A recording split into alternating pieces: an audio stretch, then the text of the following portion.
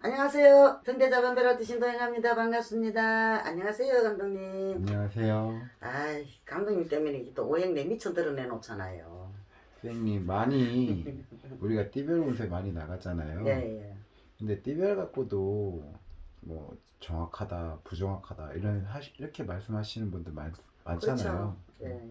그래서 제가 선생님한테 오행 관련해 가지고 본인들 좀 관련된 거에 대해서 좀 자세하게 알아보시라고 부탁을 좀 드린 겁니다.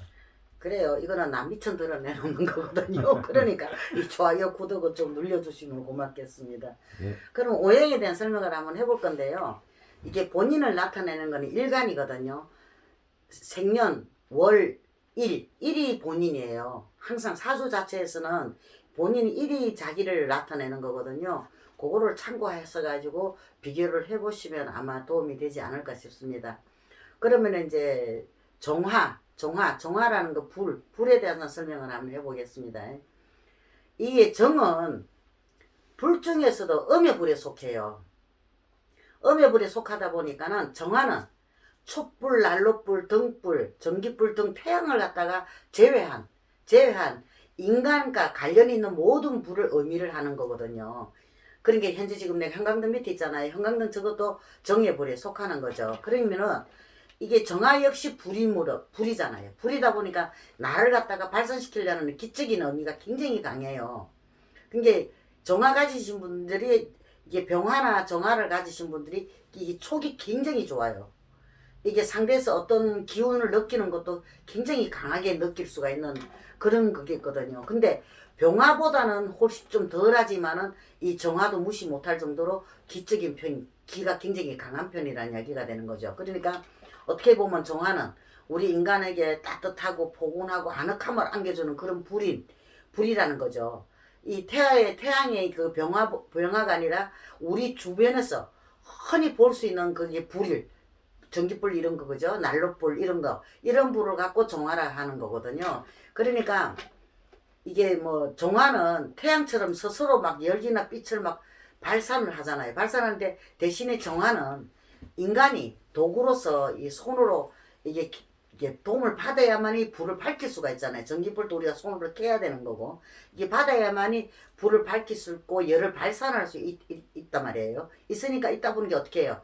주변의 환경의 영향을 굉장히 많이 받아요. 정화가 예민하다는 이야기죠. 그 정도로 아주 예민해요. 감각이 예민하거든요. 예민하니까 이게 굉장히 뭐라 그래나 이게 굉장히 사교적이고 활발한 성격이면서도 말솜씨는 굉장히 뛰어나요. 그 대신 꼼꼼해요.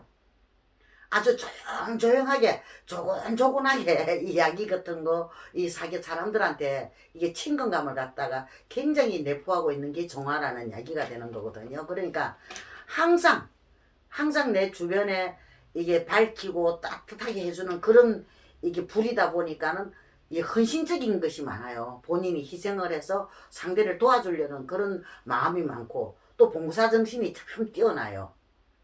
이 도와주려는 그런 게 쉽게 말하면 인정이 많다고 해야 되겠죠. 인정이 너무 많다 보면 오지랖도 없잖아. 넓어요. 오지랖도 넓어지는 거거든요. 그러니까는 이 정화는 태양보다는 우리한테 제일 가까이 있는 불이기 때문에 훨씬 현실적이에요. 항상 이게 실질적이잖아요. 손이 가야 불이 켜지고 실질적으로 현실적으로 우리가 직접 와닿는 이런 불이거든요. 불이다 보니까는 이게 뭐라 그래야 되나 내가 현실적으로 살아가는데 아주 지혜로운 사람이라고 볼 수가 있는 거죠.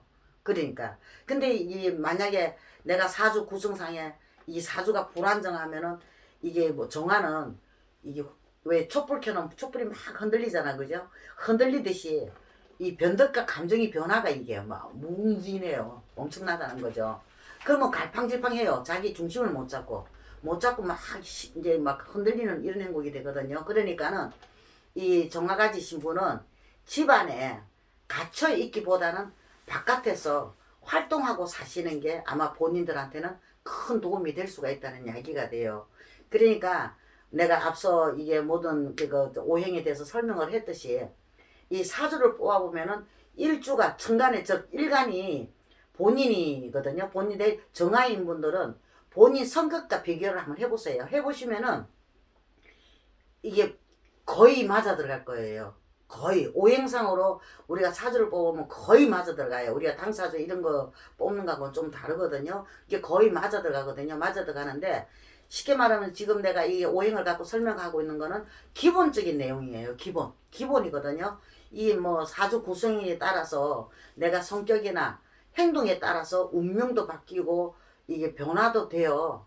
그리고 내가 어떤 환경에 자랐나에 따라서도 이게 모든 것이 바뀔 수도 있는 거거든요. 그러니까는 그냥 참고로 하셔가지고 조금이라도 도움이 됐으면 해서 올리는 거니까 좀 이쁘게 좀 봐주시면 고맙겠습니다. 좋아요, 구독 부탁드립니다. 승불합정합니다.